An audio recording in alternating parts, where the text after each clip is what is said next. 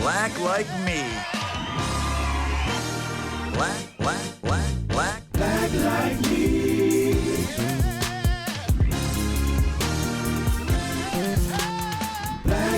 me.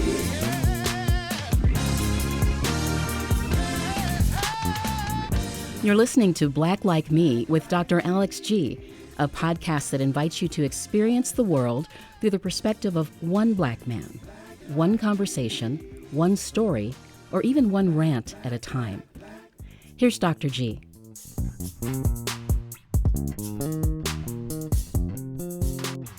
Hey, good people. I want to welcome you back to another exciting episode of Black Like Me podcast with Dr. Alex G.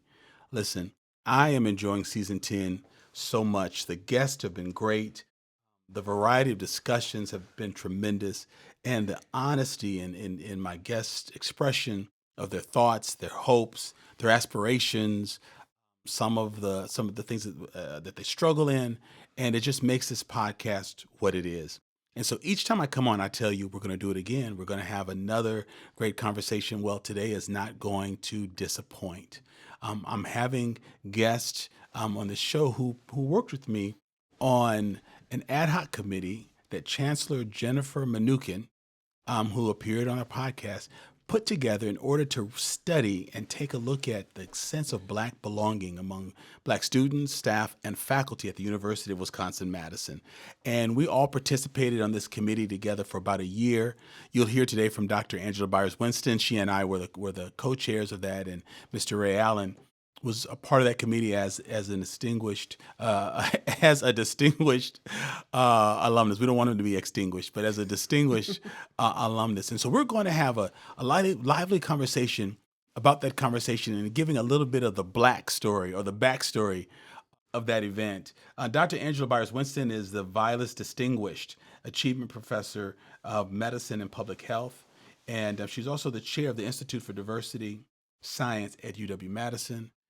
Mr. Allen has had the pleasure of being at the helm of three major departments within state government under three different governors, I believe. He served as the secretary of the Department of Workforce Development. He worked also in the Division of Financial Institutions. And Mr. Allen, what's the third one I'm forgetting about? Was it Teach, which is now incorporated in another agency, but it actually funded and provided electronic wiring funds for all the school districts and private colleges and community colleges throughout the state of Wisconsin. Yes, he has served our entire state very, very well, a former school board member in our community and a very good friend and mentor, and he's here in the studio. So Dr. Angela, Secretary Ray, how are you all doing today? Fantastic. Thank you so much for the invitation to be here. Yeah, great to be here. Oh, man, I'm looking so forward to this conversation because, usually we have these kinds of things as sidebars when we're in these public spaces.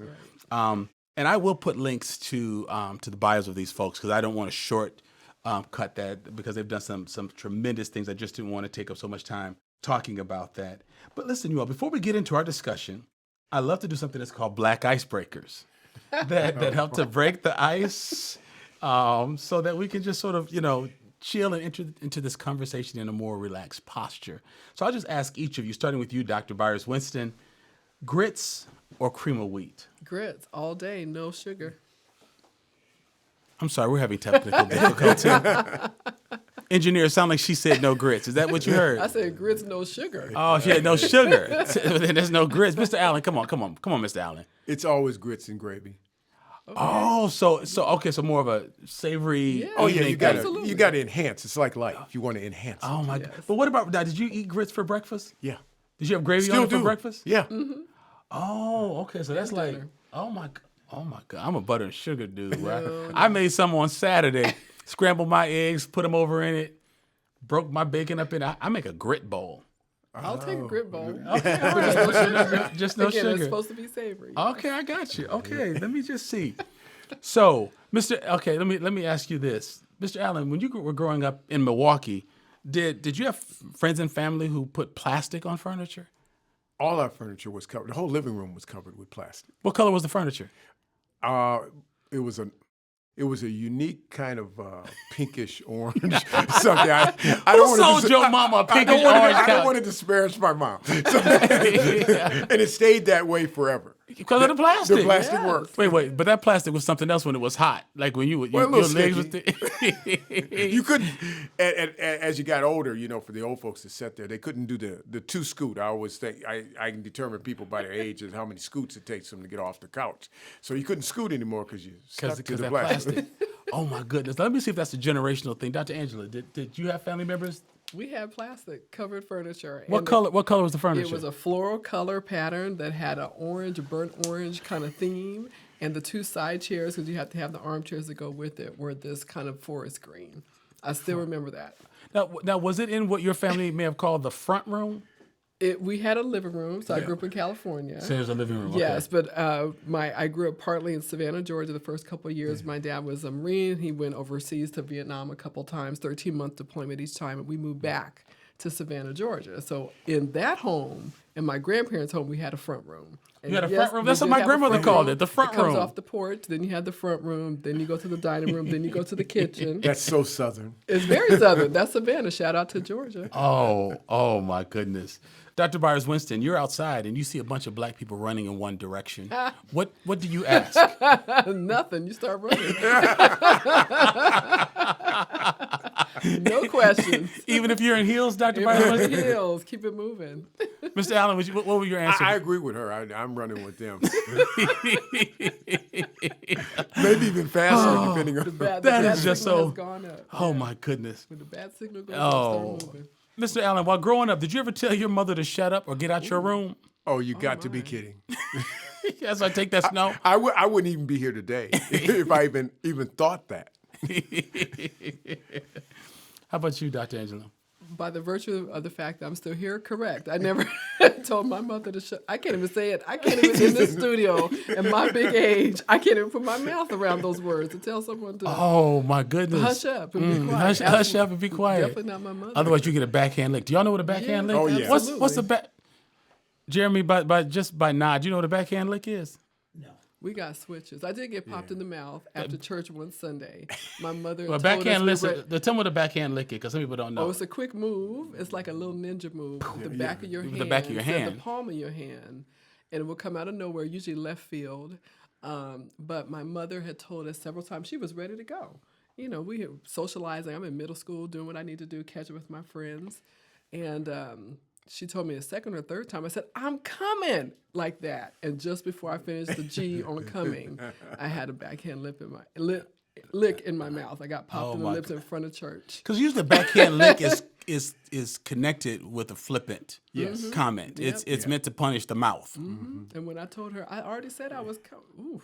Yeah. You still remember that? I had a saw your flashback. I had a eyes. You had a moment. There's a physiological traumatic response. Mr. Allen. Oh, sorry. Go ahead. Well, the challenge with the switches, I'm going to go back to the switch, is that you had to go get your own switch Still so that did, they could yeah. Absolutely. utilize it. So what would your mother say? Go get. Oh, yeah, after, She would say what? Go get me a switch. yes, absolutely. Boy, go get me something to beat you with. But they were really. She never said beat you. She just said go get me a switch. And you knew she was You gonna knew beat you were going to get beat. So, So, Mr. Allen, would you start crying before the whooping even started? it probably depends on the age, but, probably yes when I was younger. Because you knew what that switch meant, didn't Well, you? you knew it was going to hurt. They were going to wear you out with that. And with the switch, did you get what I call syllable spankings, which was didn't I tell you not to throw The syncopated. Yes. That's the syncopated. syncopated. That's what y'all call it on the West Coast. syncopated The syncopated. We call it So did you get the syncopated? Yes. Really? That was part of the ritual. Now your dad, Dr. Angela, was a Marine, so I'm assuming that maybe he wasn't the disciplinarian that maybe your mom was. You Was are she correct. was she more of an You are was she absolutely more of a force to be I feared was than your never- father? Never spanked by my father. That's interesting. Was it because he was Marine or because you were his baby girl? We were pretty disciplined kids. I was definitely his baby girl, but we were pretty disciplined kids. I remember 3 spankings from my mom. One with the dog leash. I shouldn't say this out loud because that's what was it's closest. past the statute of That's what was limitation. close. It was close. I'm not gonna tell your two mom. with the switch. And so whenever my sister or I got a spanking, the other one would start crying. So it usually went shorter because my mother felt so bad. That's what my aunts did. You know what? Joy and pain. This could be because my grandmother sold Avon, but I remember people getting it with an Avon brush. Am I making that up? Y'all remember I did not get an Avon the Avon brush on your hand, or the but- comb I'm on your sorry. hand? Yeah. Give me that hand. Give me that hand. Didn't A get comb. You did get a comb on the hand. Yes, that was from my babysitter. She was from Big Springs, Texas. She made hot water cornbread. Shout out to Mrs. Rosie Bryant, who helped to raise me. But no, we got spankings with brushes. But you know, one of the things you mentioned that as I think about it, I don't know any black fathers that were spanking their daughters. They spanked their sons, but never their daughters. And you probably find very few. Well, no. Yeah, my family, sometimes the mothers didn't want to spank the sons. They would, but anyway, sons used to get away with Yeah, stuff. when they got to a certain age, then the moms kind of backed off and left. You know, it's kind Unless of they wait knew till how your to- daddy gets home. Yeah, unless they knew how to box or Right, something. right. Mr. Allen, growing up, did you have to memorize an Easter speech? No, I did not. You did not grow No, up? I didn't have to memorize one. I know you, Dr. Byers-Winston. Oh, absolutely. Calvary Baptist Church, 719 Crosby Street, San Diego, California. Where the illustrious pastor was who? Absolutely. The Reverend Dr. S.M. Lockridge. better Shadrach come on now. Meshach Lockridge. That was his pastor. name? Absolutely. Say that again slow. Dr. Shadrach Meshach Lockridge. He was very big in the 1960s and 70s. I bet he could preach the lights out with a he name preaches like on that. YouTube. You can find it now. It's called wow. That's My King. That he preached in the late 1970s. Oh, my That's My goodness. King. In fact, CeCe Winans' song is probably after his very famous YouTube sermon called That's My King. It's on YouTube Oh, that right was now. him. Ah, do you I know think she him? inspired. Yeah, That one. guy- that's your him. pastor? That's who I was. Do you know him? That's it. He's the lily of That's the it. valley. That's my pastor. That's who I grew up Oh, with. shut up. Thank you. He's the bright and morning That's star. it. I Do just you want to him? know. Do Exactly. you know That's- him? Oh, I feel it was right in now. I was in the congregation on that Sunday. Are you serious? Yes, sir. You'll have to look that up. Yeah, it's powerful on We have to YouTube. put, oh, my goodness. Did you have to hold your finger up, the index finger, when you Well, walked I in didn't church? move. We didn't. Once we sat down, my mother was like, "You don't get Because up." But people Ecclesiastes around says, us keep did. your feet when you're in the house of the Lord. Yes. So when black people did move, they Yes. they held their Put little their finger up to be excused, but But no. did you see people do Oh, that? all the time. Did you ever wonder Absolutely. what that meant when they held the I index? knew exactly what it was. It meant what? Again, growing up in San Diego, so many of the black people there in the 70s were transplants from the South. They came through the Department of the Navy. So they knew that you So didn't the walk in church. culture around me was very Mississippian, Texan, Alabama-ish. And, of course, my mother, Georgia. So I tell people all the time, I'm West Coast raised but Southern fried. Ah, see, I love that. I love that. Did y'all have a special nickname for your grandmother? Like, was there, or did you just call her grandmama? Was there like a family name for grandmother figures? Not for me. We didn't do the wasn't Mima Medea? and all that. Yeah, that's new, the Mima. I Yeah, don't- it was just grandma. It was just grandma. Grandmommy. Okay, I got you. Do y'all know what to do if you get a fish bone stuck in your throat? No. How to get it out? Eat some bread was what it You, was. you, I was always told you you eat, that. you eat white bread, Yeah, white right, Wonder yeah, bread. It will yeah. get the bone out your throat. Okay. Because we will get, I guess, the kind of catfish you actually bring out the creek, and it had bones in it. But if it got stuck in your throat, you felt like you were gonna die. That Wonder bread worked wonders. Wow. I learned Oh my goodness! Let me see if I got anything. Okay, can you all finish this sentence? I ain't got to do nothing but stay black and. Die. She got it right. What does that mean to I you? don't know. Just the. And when somebody say you got to do something, it's just like black people say I ain't got to do nothing. Just stay who I am. Stay Be black who I am. and die. Oh my goodness! Well, let me ask one more. Do you still avoid, or have you ever avoided splitting the pole? I hate to say it. Yes. Do you really? Yeah. I was with some friends in Texas last week. I said, it's one of my white buddies that I'm trying to coach in these cultural assimilations. I said, Jim, stop walking on the other side of the pole. I done told you about that. Don't split the. Oh my goodness. Okay. Now you grew up in San Diego and Savannah. Mr. Allen grew up in Milwaukee. I grew up here in Madison. But what I love about this segment of my show is that regardless of where black folks are from, we have these cultural nuances that we all sort of laugh about and say, you mean that's not just my family? You had plastic on your furniture too? Or your grandmother wore a duster too? I just love that we have those things because we had to make family no matter where we were. See, you didn't have the. You grew up middle class. You didn't have. Did I really? Did I have miss that that? kind of screen, on the TV when they were all black and white. They used to put that little vinyl piece on the screen to give it a color image. See, No, I see, y'all are didn't. too young for Never that. When I heard was of born, that. color TV existed. Yeah, so, see. no. When it was black and white, it was just strict black and white. We didn't put those things on. But I know I heard about those. Yeah. I never So heard wait, that. did you put aluminum on your antenna? Yeah. Did you really? Yeah. It does help the reception a little bit, I guess, depending on where. What day of the week does Soul Train come on? Oh, it was Saturdays when What'd you do around the house while Soul Train was playing? sing and dance. Singing? Were you cleaning? Did you have to clean too? I would be cleaning. Yeah. Absolutely. Saturday when they started putting on that music, I was like, "Oh, Mama, do we have to?" Oh my goodness! Well, thank you all for that. That actually doing those is just really is so much fun to me. Listen, you all, Chancellor Jennifer Mnookin, as I mentioned earlier, in an effort to improve the Black experience at UW-Madison, last year put together an ad hoc committee to address the concerns raised by Black students, faculty, and staff, following a racist video shared online. And don't worry, I'm not going to share that video because y'all don't need to see somebody go off. But the chancellor pulled this group together.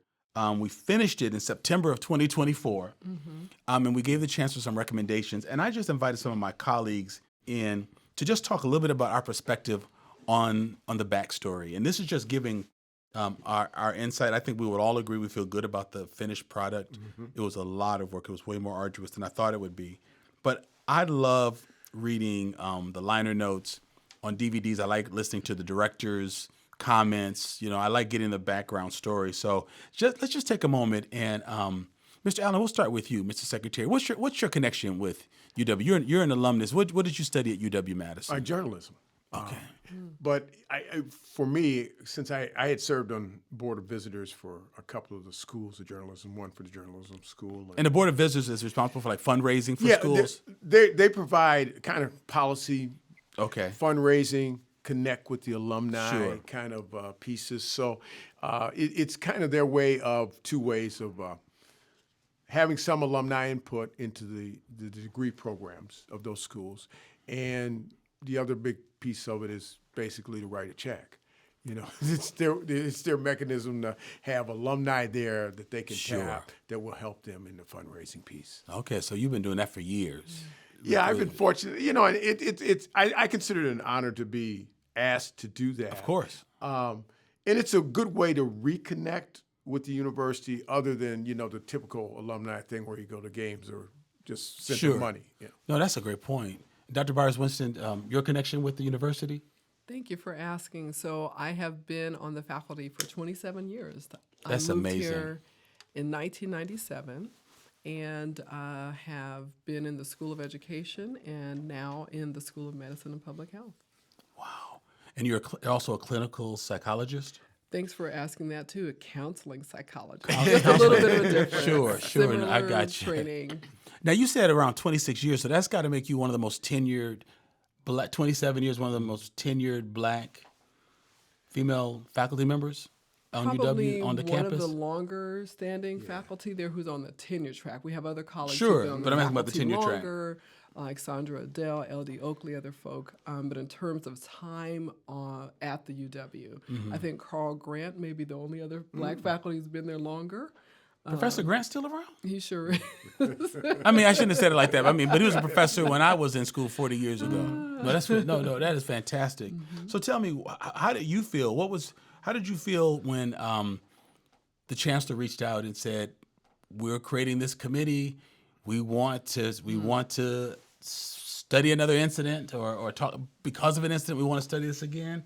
What was your reaction when you were asked to chair this process? Then I'll talk a little bit about mine, but I'm just curious what you thought when you were asked. It was a complicated yes. I like that.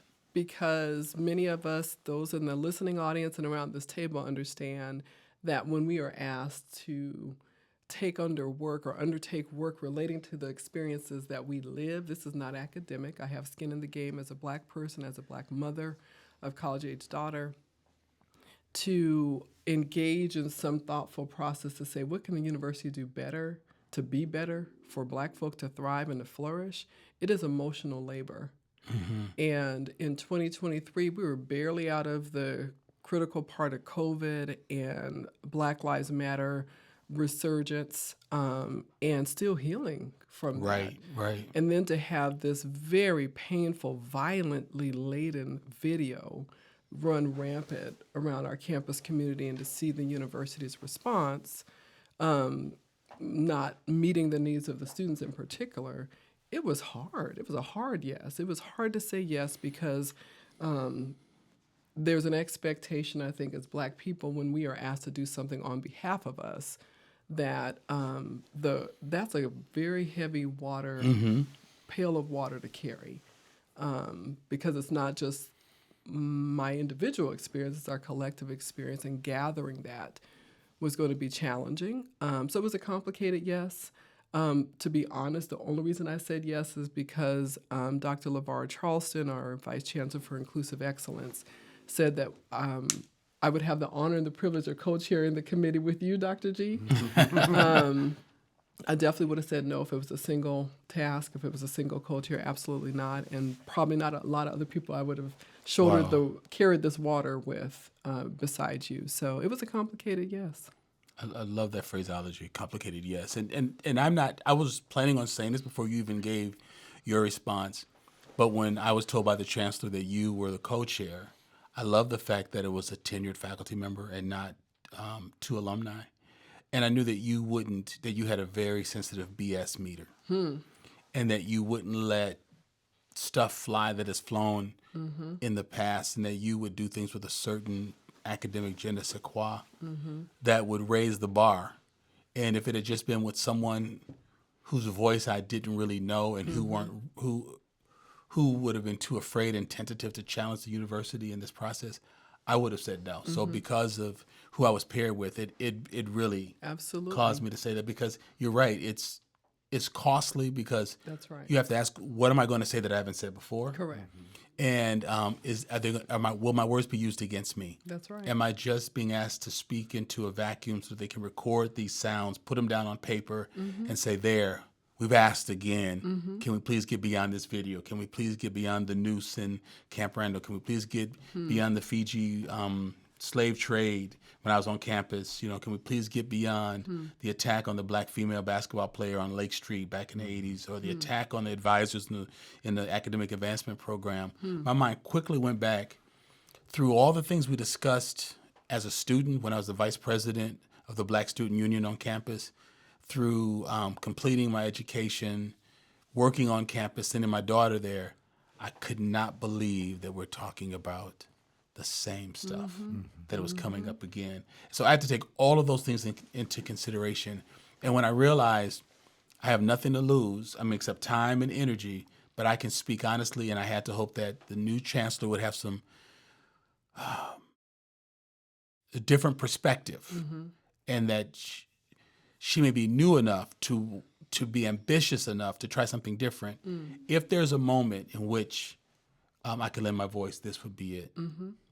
Mr. Allen, how about you? What did you think? Reluctance. And I think both of you touched on this, that this isn't the first time that they did this rodeo. They've done it a number of times, as we saw in a number of reports, and actually nothing ever happened. You get the committee together, they give a report, and everybody says kumbaya, and they go away. So I think, from my standpoint, it was a reluctance. As you get older, and I'm older than both of you, I was here in the 60s, late 60s, early 70s, on campus when we had Black protests when we were getting the Black Student Union there.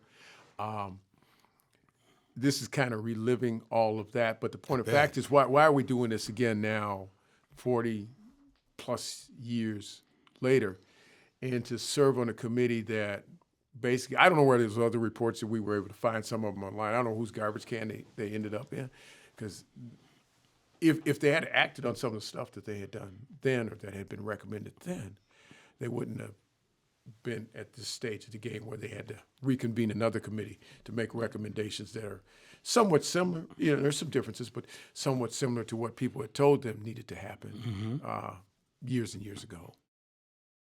So let me ask you both this question. Did you feel that the university was genuine and well-intentioned in inviting you to that process? I would say yes. They were well-intentioned, but not intentional. And there's a difference.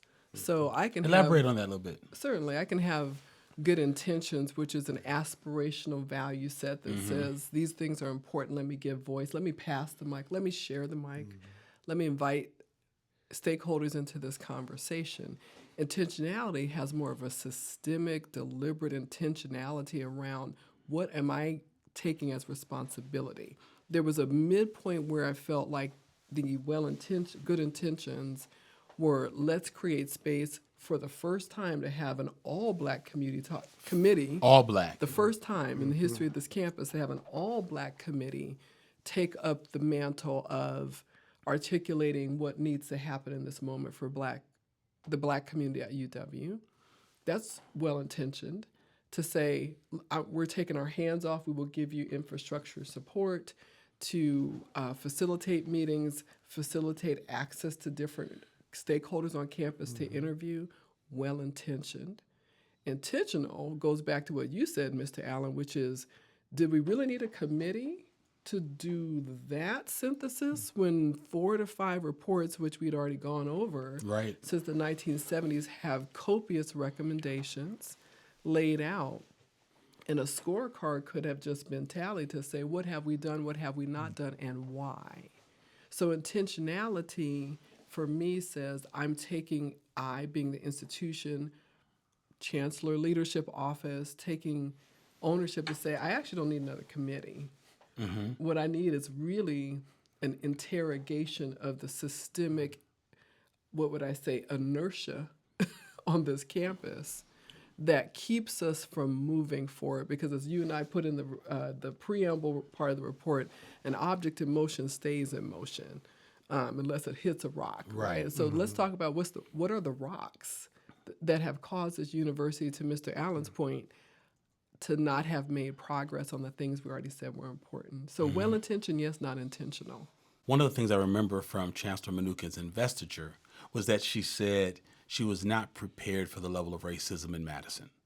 She said that publicly. I mean, it was at her investiture.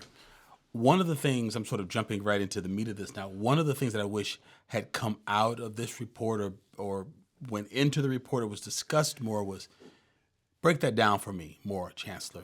You know, when I talk about humidity, I think this is an example I used when she was on the podcast. When I say it's humid outside, that's no one's responsibility. All you do is respond, bring an extra change of clothes or bring a kerchief or something. But when you say racism, that's not like humidity. It doesn't just exist. Somebody created that. No one creates humidity, but that was created. And so what I really wish the report had done, what I really want the university to do is name that. Name that surprising racism, because that's not atmospheric. That's personality, that's mentality, that's systemic, that's privilege. Name it. Call it out. What school? Who is it? Because once you get down to that granular level, then you can retire people. You can evaluate people. You can remove people. You can bring about real change.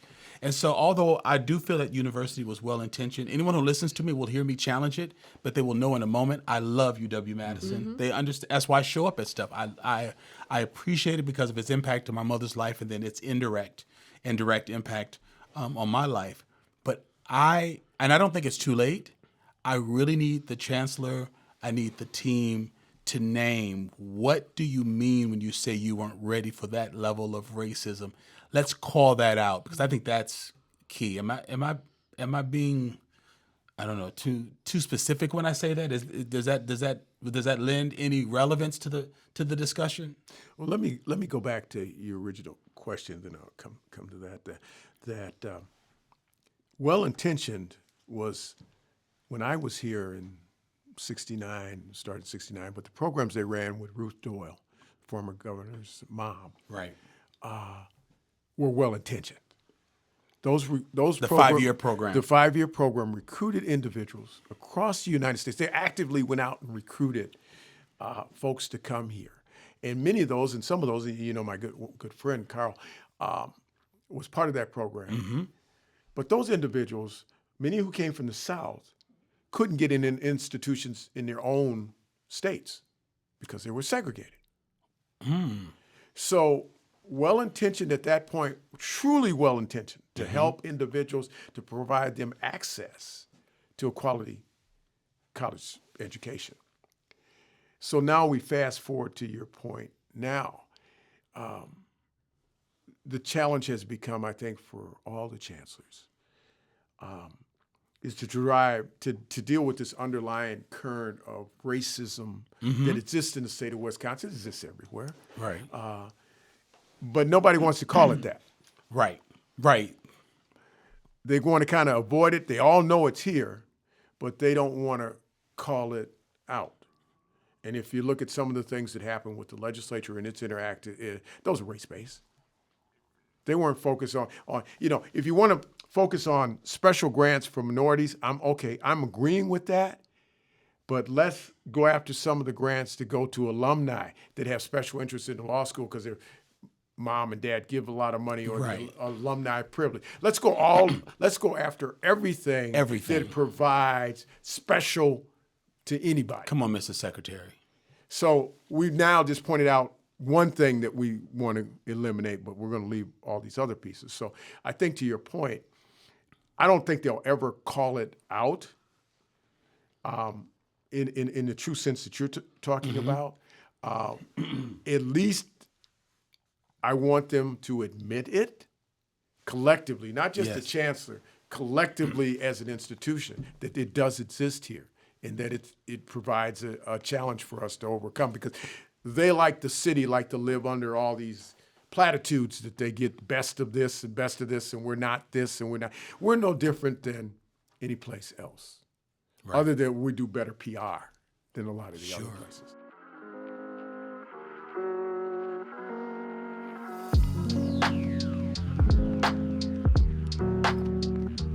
Hey, good people. You're hearing this message from me because you're enjoying a Black Like Me podcast episode. And like so many people throughout the U.S. and around the world, you're perhaps enjoying and benefiting from these honest conversations between everyday extraordinary Black people and how they navigate our world. It actually takes a lot of work and creativity to produce an amazing podcast episode for your personal and professional enrichment and enjoyment. But you can help lighten the load by pausing for a moment and considering the benefit of this podcast to you, and then clicking on the Patreon link in the show notes to become a supporter of the podcast.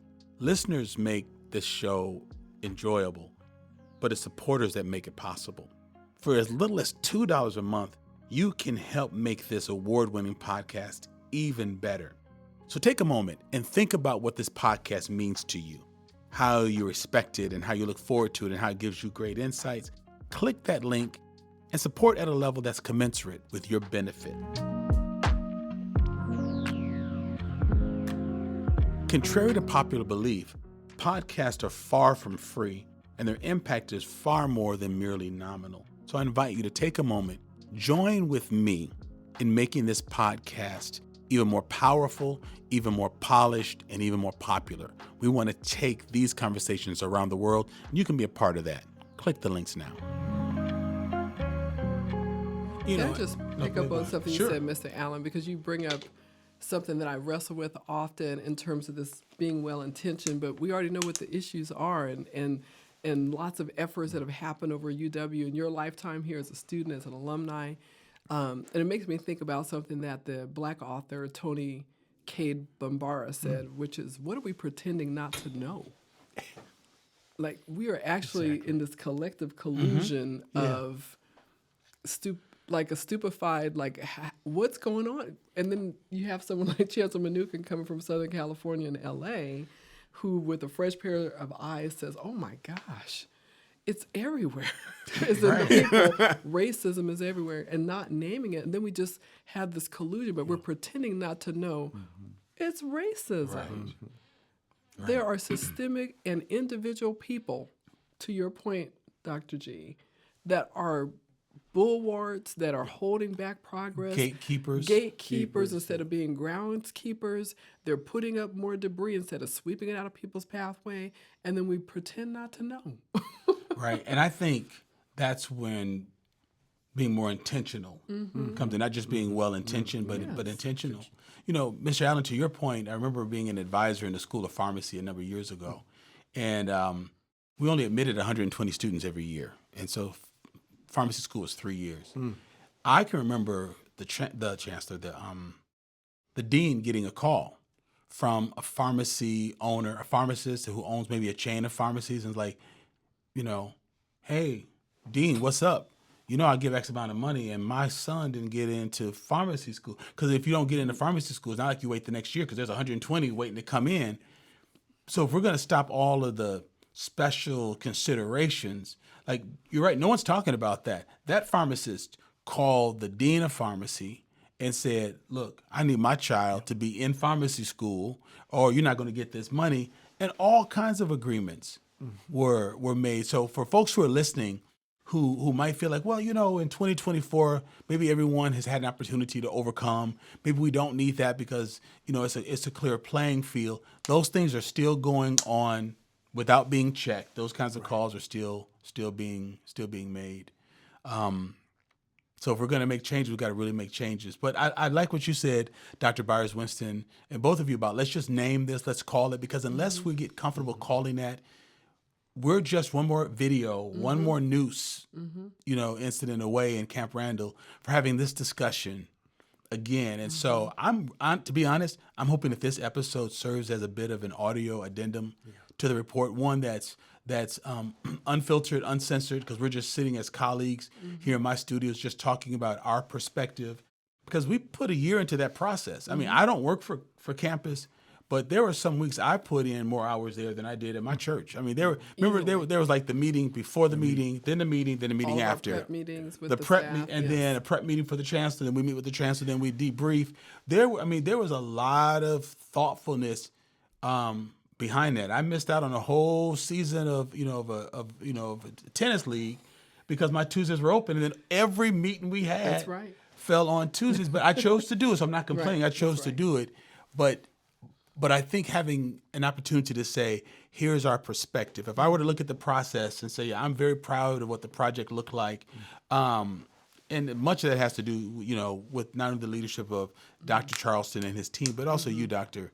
Byers-Winston. You're just a stickler on statistics and data and how things looked. But if I were to look at a few things that I think is lacking, someone needs to read that and call out that racism that the chancellor talked about, and just say, this is what we're up against. Well, one of the things, and I just speak because I'm not part of the university, right? And I admire Dr. Byers-Winston for being there, because one of the challenges has always been is that we've had a lot of folks come through here, but they don't stay long. So they don't have the institutional knowledge.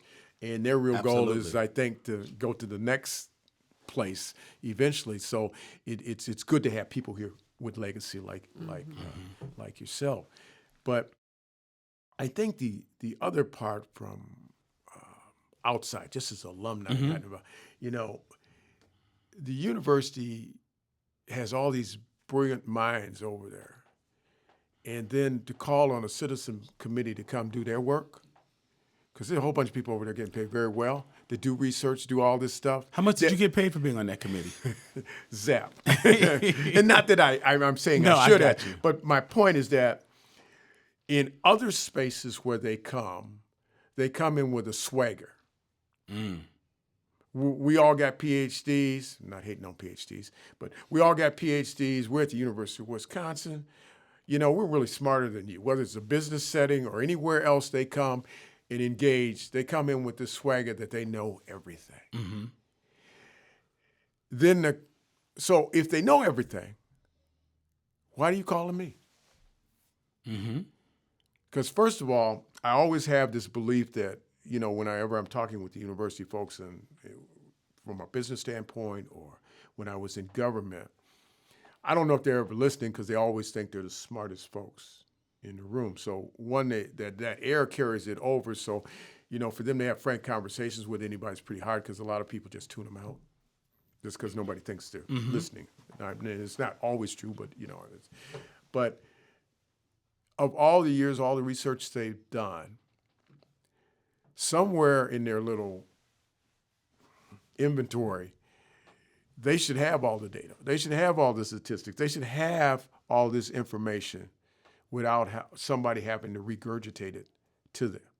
That was one of my ahas in this process, Mr. Allen. I could not believe how difficult it was to find that kind of information because we're trying to fix these issues and address these issues. It's hard to find the names of Black faculty or stats on Black student, retention or the loss of students. But you don't want to keep information that is negative. It's kind of. But I'm thinking if you're a research institute, you should still want it, though, just Well, so you know it. They're smart enough to not leave a legacy trail that we're doing this kind of thing. It's kind of like I don't know a good analogy, but what you see modern where a lot of these states are banning history of or modifying how you teach history, because see if you don't tell the truth, then nobody knows what the truth is, so it allows you to continue to do over and over again what you're doing. So I think part of this is that the mere fact that they didn't do that, to me, makes it intentional, that they want to continue the patterns of discrimination that they had. But we're leaving no way to track this back. So nobody can accuse us of it if they can't find any data to support that we're doing it. Well, so then that's another point that I want to make in this audio addendum, that the university must commit to making sure that this data is kept and that it is readily accessible to those who need it for their job. That's something that they've got to really do. May I add to Mr. Please. Allen's point, because you're raising, as an academic who probably does have people tune out sometimes when I talk, but you raise an interesting point. If I approached my research program, getting funded by the National Institutes of Health, extramural grants, federal government, the way this university approaches diversity efforts, I would be unfunded. They would critique it as unsubstantiated, thinly based on any theory, lack of foundation. Come on here. And so we start to kind of fall flat. We are in the U.S. News and World Report ranking just this year. We were elevated even a couple of points. I think we're in the top 5 public institutions in the country. And suddenly it comes to what do we do with diversity issues? We fall flat and weak and clueless. And yet we have people who are Nobel laureates, MacArthur Genius Fellow Awards. Yes. And so I find it a lack of hubris, a lack of deliberation when I talk about being intentional about why are we bringing the best and brightest on, there are many folk who actually do this kind of work, diversity change work, organizational change work for diversity efforts as a living. I'm one of those people, but there are a number of folk on this campus. The block is hot for them all over the country. They're going out consulting and doing this work at our other universities, our own universities, not tapping their genius. And even as we put in the report, Dr. G, there are professional firms that do this, right? Like you, and there are attorneys, who actually have training in civil rights law, who could support a university. Like, are those folk on your council, the Office of General Counsel, bringing in people who understand civil rights law? Because we can move the needle on this. We can move the needle. Day one, we gathered. It was August, September afternoon. August. It was hot. We were in Bascom. It took me back to when I was like in finals in Bascom, the basement of Bascom. That place is stuffy. There are several things that we did that I thought was very appropriate. One, again, I must say hats off to Dr. LeVar Charleston, just for his team and for helping to put together an all-Black team that had never taken place. And Dr. Maddox. She was amazingly efficient and professional and kept us on task. But there's a couple things that we got a chance to do. The chancellor wanted to address us, but Dr. Byers-Winston and I made the decision that we did not want her at the entire meeting, that she'd be in for part of it to give a charge, but the rest of the meeting was ours. I think that set a very strong message of who was really leading this. Let her know that there were new leaders in town that weren't just going to maintain the status quo.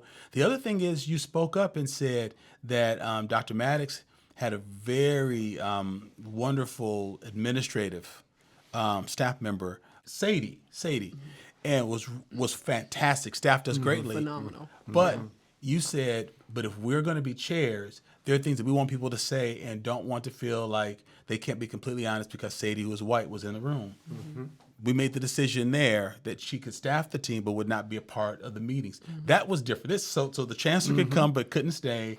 The fact that Sadie was fantastic, but couldn't stay, And then, Dr. Byers-Winston, you set the tone by saying, I just want it to be stated in the records, this is not our problem. Black people are not the problem. That's right. That's what, elaborate on that a little bit, like what you meant when you said that. But that was another moment for level setting that made me think, all right, this may be different than what's going on before. Just what was in your heart when you said this? There were a couple of things that were top of mind. One is the care, the ethic of care that I felt you and I had already said we were going to take as co-owners of leading this process. If we wanted to emotionally support one another, not to do trauma bonding, right? That the record has already been written and established, to Mr. Allen's point, of all the ways this university has fallen short. Right. For so many communities, in this case, people who identify as Black. And that we were not going to rehash the entire record, and therefore we start with the fact that we are here.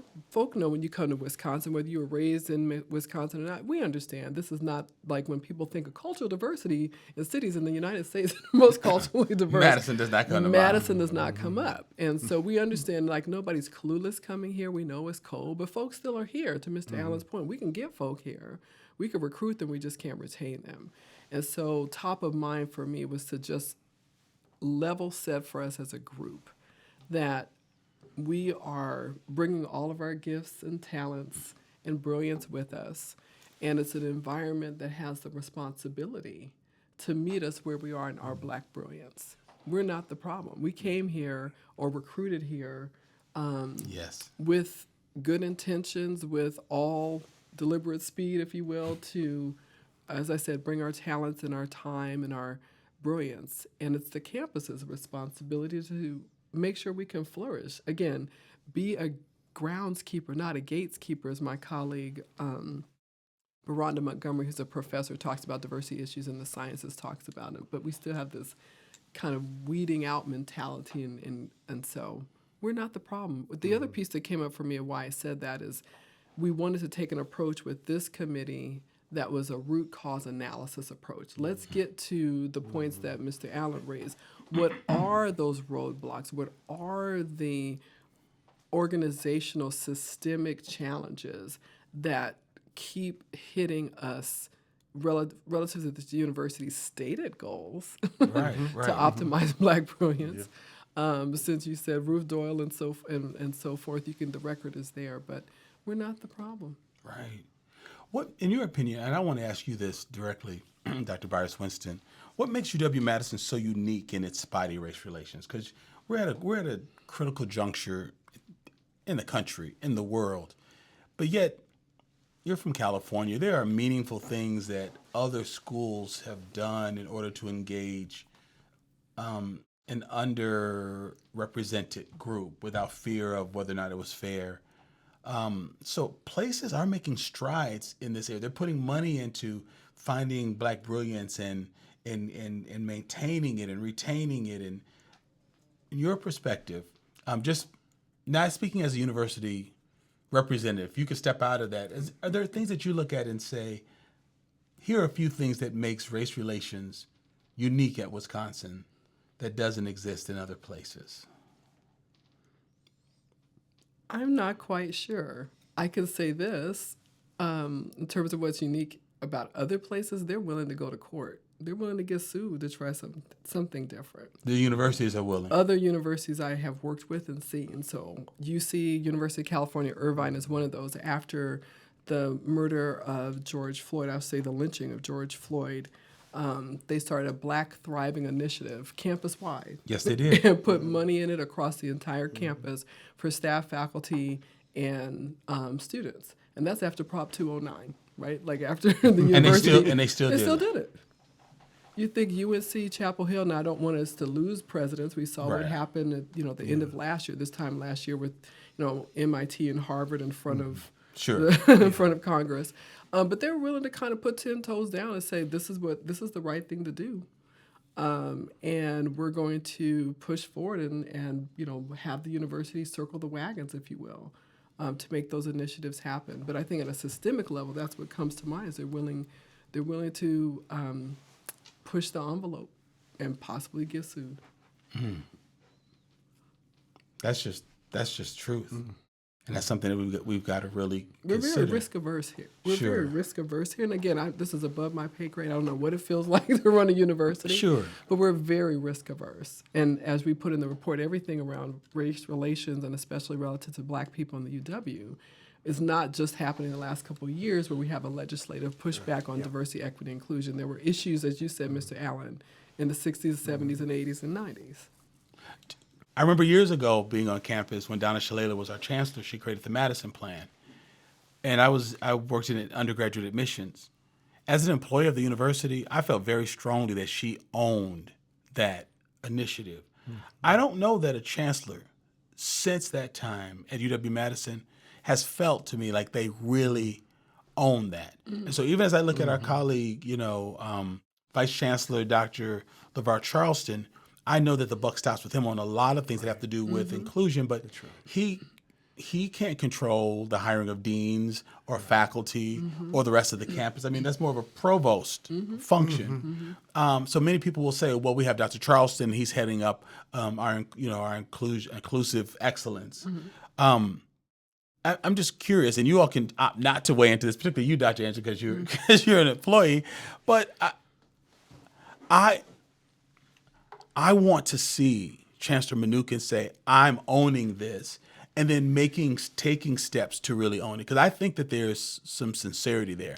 And I consider her a colleague, and I like her personally. I do too. And I'm cheering for her. Me too, absolutely. But again, I have the 80s and 90s in my head when Donna Shalala came and brought in a new Bernstein of the law school. She brought in Ham in family resource and consumer science. She brought in a Hispanic dean for the School of Education. And I felt like she shook up the old boys network. I felt like people said, crap, this lady ain't playing. And she wasn't. And if, like I said at our meetings, if they did talk about her, it wasn't to her face. They said it very quietly at the Wisconsin Club in the all men section because they didn't take her on. Not that Chancellor Mnookin's got to have that same personality, and not saying she's not sincere, but it was clear to the campus that buck stops with Donna Shalala. And if you had an issue with what she was trying to do in the Madison Plan, see her. But that emboldened her people to really pursue those goals because they knew she had their back. Yeah. Well, I want to make sure that people feel like if they run headlong into this, that campus leadership has their back when they stand for things. And so I'll go on record in saying I'm happy about where this process is going, but where it needs to end up is a very clear ownership, not just only in words, but in deeds, that people understand that if you don't take this seriously, if you don't implement these goals, if you don't look at how you're hiring, if you don't meet these stated goals, you got to answer to somebody. And I need that somebody to be the chancellor, because that's how it felt to me when I was on campus. Well, I think you raised a good point, Dr. G. I think what to me would be important is that those provosts, those deans have the same commitment, that they're held accountable. Because chancellors come and go. I mean, as we've seen, for a variety of reasons. But those folks that are more permanent or longer tenured in those other positions are maybe even more important than what the chancellor thinks, quite frankly, because they're closer to the ground level in terms of interacting with the students, interacting with the community. So if they have a commitment to having a diverse student body, I think that's really key. Now, the chancellor should have a high level of accountability for those individuals. But I think those hires become extraordinarily key in instilling in them a commitment. And that comes from the chancellor, right? The chancellor, provost? It comes from the chancellor, but it's also got to come from them. I mean, or they got to get new jobs. I mean, there's got to be accountability because the chancellors do come and go. Unless the chancellor says this is what you're going to be evaluated on, the chancellor will leave, and then they'll still say, well, we didn't know that there was this initiative. So I think what you're saying is underscoring my point that then the chancellor and the provost have got to make sure that people either agree to this or they're moved and given some other kind of role. Otherwise, we're going to get a new chancellor, and then we're going to get people saying, I didn't know that we were really serious. Right. Or I thought it was illegal to do this. Right. Well, and I'm reminded of something when I was head of one of the departments. I won't say which one. Okay. We were implementing some policies, and I remember one of the permanent staff, civil service staff, says, "You know what?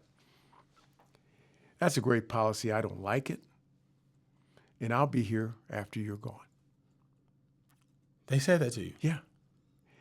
And I think what becomes key is that no matter who the leader is, you can have the best intentions, but she's got to make sure that those, all the way down that system, that it's All the way down. rooted I'm with in you. terms of the system. Those people that are going to be there long after the dean leaves, the provost leaves, those people that are on the ground level who actually, have the greatest impact because they're actually running the programs. They're actually, making the contacts, that they have the same belief structure and the same commitment that the chancellor or that whoever their superior has. You're absolutely right. As we're winding down, I've just have a few other questions. Each of you, what, if anything, surprised you the most about campus or the accessibility of information? What surprised you the most in the year we spent together and putting finalizing this report? I'll start while the doctor is thinking over there.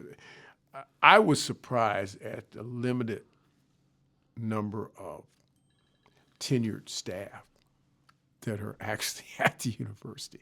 That was really surprising to me, given that everybody had all these platitudes and all these programs and all these studies committees saying how we're doing that, which I just found that really interesting, that the number of staff hadn't really grown over the years, which was similar, kind of like the student body hadn't really That's grown right. over the years either. So, but that was probably one of the most surprising things to me.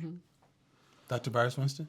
I'll build on your point, Mr. Allen, because this is the first report I also want to put out that deliberately looked at the status of Black faculty and staff. So we have previous reports that documented numbers like the diversity plan and wanted to grow those numbers, but to really lay out the landscape, like you said, 75 tenure track or tenured Black faculty out of 2,318, fall 2023.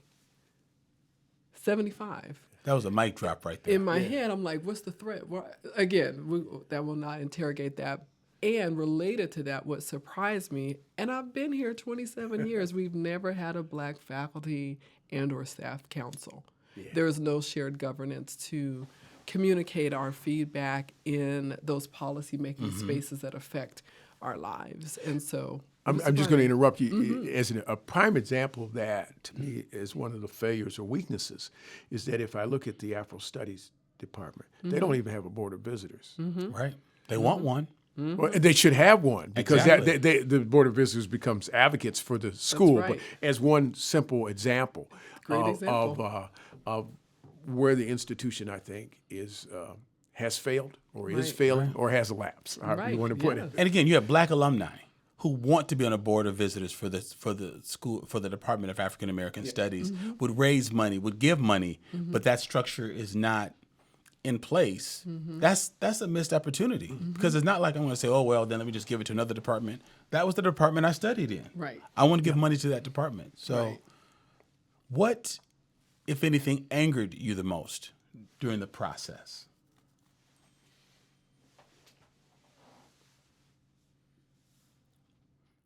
May I go while you all are thinking? please, yes.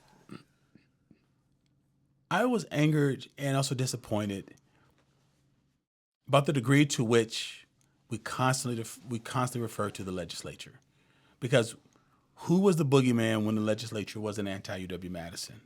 So now the feeling was, well, in this current climate, in this current reality with this legislature, we can't do X, Y, and Z.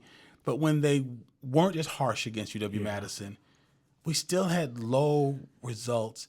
And so, again, I felt like it was taking away energy that should have been going into naming the real issue and the real problem. And to me, that just got old. I know that that's real, but I also feel that had the university taken care of its business and its Black people and Black alumni, you would have had Black folks standing up against the legislature saying, listen, this is how this campus has changed my family, so no, you're not going to do this. Right.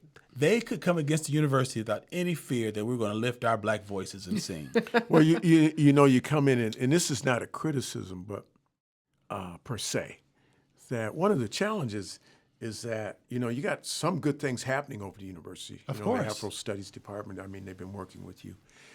Most of the alumni don't know that's occurring.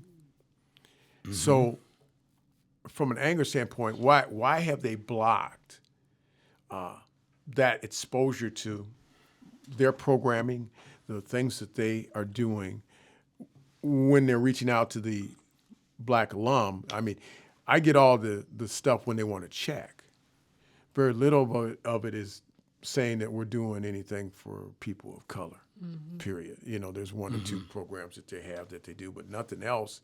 It would seem to me as a marketing strategy, which they're very good at here, is that for the alumni of color, we would put a highlight on the wonderful work that's going over there from our faculty and programmatically what we're doing to the alumni to show them that we're trying to make progress, that we are doing these things and we need more support. Your point on the legislature, they have always had, and I say this from government, a contentious relationship with the legislature, but they do that in their Board of Visitor meetings, quite frankly. They come in there and trash the legislators. So I'm never surprised why they have bad, whether you like their politics or not, they're still people. And what they forget is that many of the people on those Board of Visitors who donate a lot of money are also politically tied to people in the legislature. Do you not think when the foundation folks come through one of their meetings and trash the legislature in one of those Board of Visitors meetings that somebody doesn't get on the phone and call them and say, You know they what? And What they just said about and you. this is who said it. Yeah. So that doesn't help them, I think, in their overall efforts. I think the frustrating, almost angering part for me goes back to something, Mr. Allen, you said, and that is the lack of forward, innovative thinking beyond programs to address the status of the black community at UW. So again, we have numerous programs, people program, posse program, and again, all doing important work. So this is not to disparage any of those programs. But at the end of the day, diversity efforts so that all can flourish is an organizational change issue. It's changing organizations and institutions, transforming them so that you can optimize the talent you have there. Right.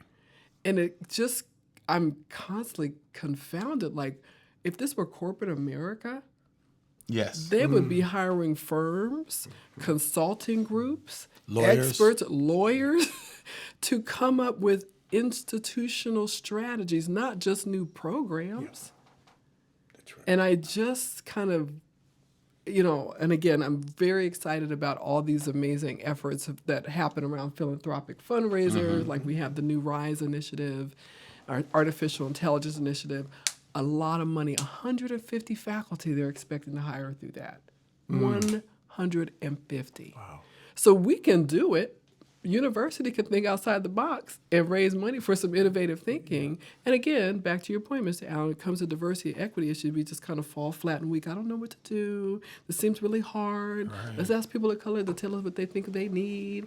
I'm thinking, again, there are experts who work with organizations, other universities who've hired them. You can fundraise for that, I'm assuming. Y'all fix problems for a living.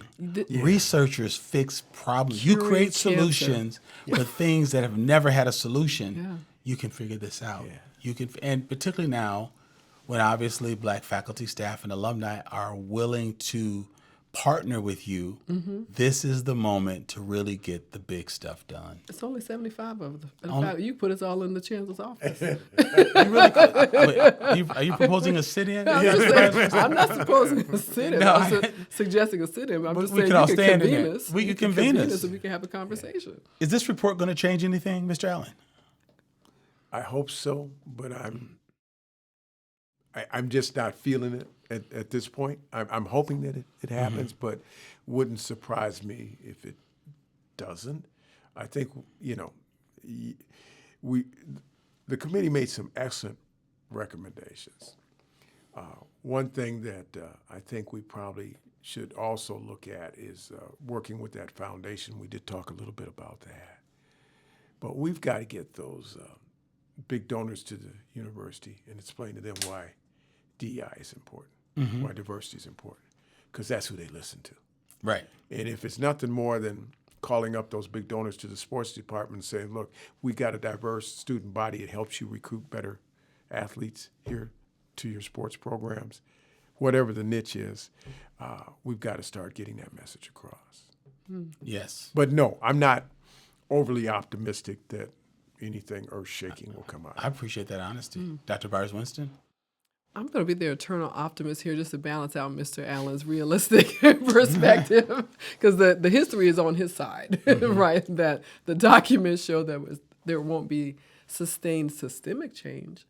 You and I have started a few presentations on campus to some listening bodies. I did another one last week to the university committee, and there was movement in terms of them thinking about how they could bake in some changes relative to shared governance for Black faculty and staff. Now, again, what does that translate into for real change, especially for our students? I don't know. Sure. But I'm going to hold out a little hope Sure. for some micro changes. And, Well, you got a world-class university, the Department of Education, for instance. And I served on the school board here for 9 years. The interaction between the UW-Madison Education Department and the Madison School District was minimal. With all the expertise you have over there, it was minimal to help us change the lives of students of color.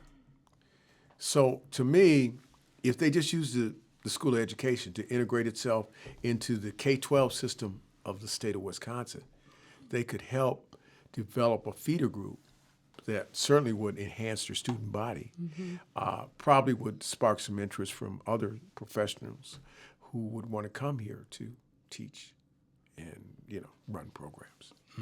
Yes.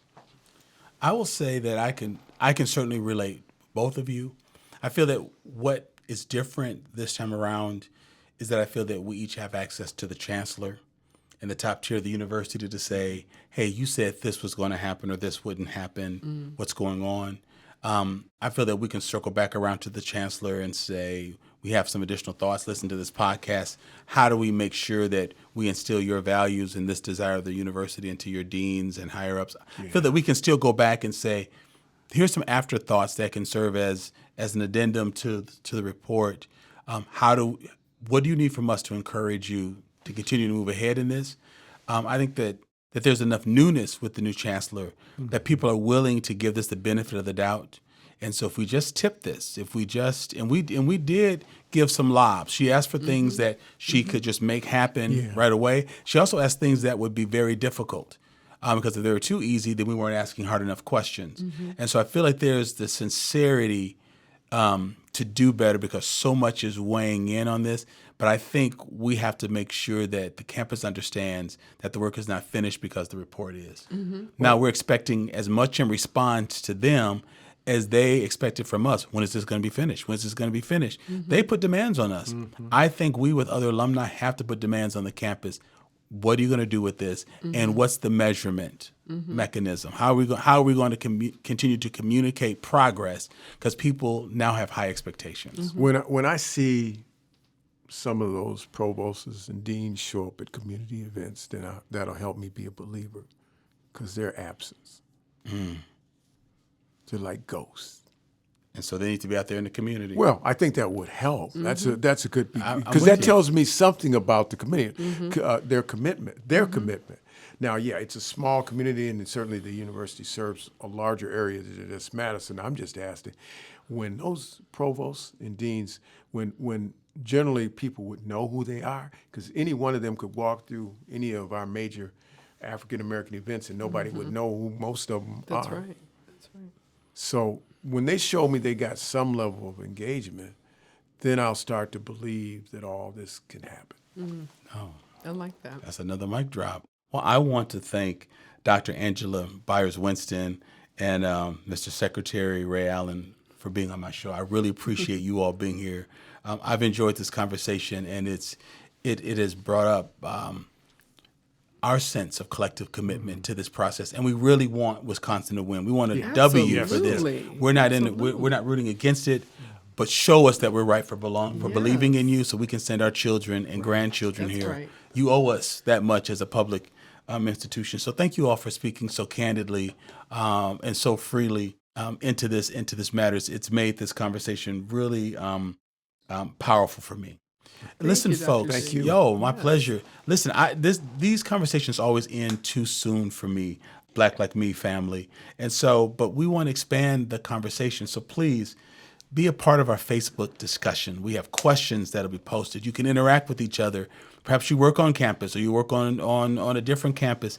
Join this conversation. You might have ideas, or you need to share what about these ideas have sparked a new interest or maybe some new strategies. Join the discussion. You'll see the link inside because we know that it'll help you. Special thank yous to my team, Mr. Eli Steenlich, who's in charge of social media editing and production, Jeremy Holliday, who's responsible for research, editing, and production, Don Thornton, who's in charge of guest invites and production, Ariana Proctor is responsible for creating and moderating the listener space, and Jakisha Hunt, who is responsible for my merch.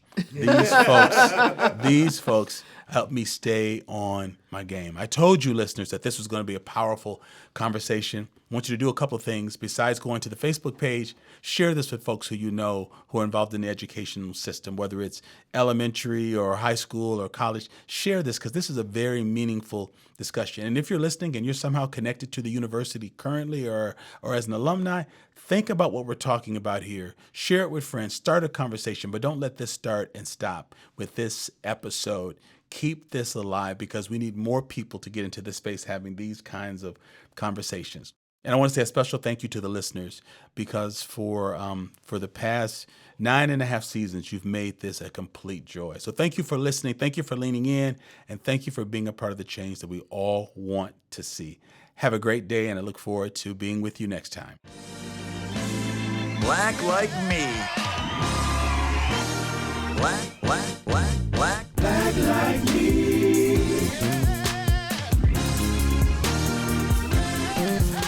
I want to thank you for taking time to listen to this episode of Black Like Me podcast with Dr. Alex G.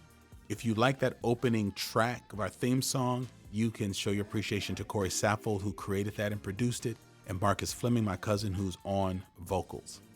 I also want to say that this podcast was started with the generous support of the Human Family Unity Foundation, and so we always want to stop and thank them for that. For the many patrons who support us through our Patreon page, thank you, thank you, thank you. You don't just listen, but you support, you lean in, and you help this podcast to be what it is. And then I need to thank you, the listeners, who make a point of downloading this, listening to it, and sharing it. Without all of you, this podcast would not be what it is and what it's becoming. Thank you so much.